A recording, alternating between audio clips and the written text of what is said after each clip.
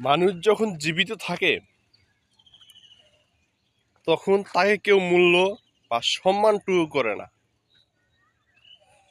আর যখন মানুষ মারা যায়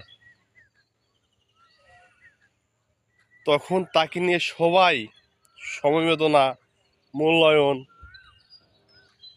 শ্রদ্ধা করে। যেমন শাহ আব্দুল করিম, তিনি মারা গেছেন, তাকে সবাই এখন সম্মান করে, মূল্যায়ন করে।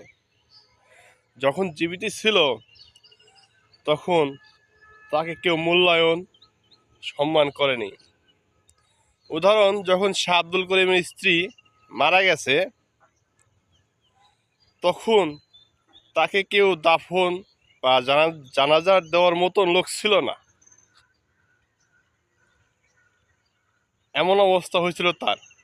এখন সে নাই দুনিয়াতে, তাকে নিয়ে সবাই এখন চর্চা করে, গান তৈরি করে। এটাই বাস্তব।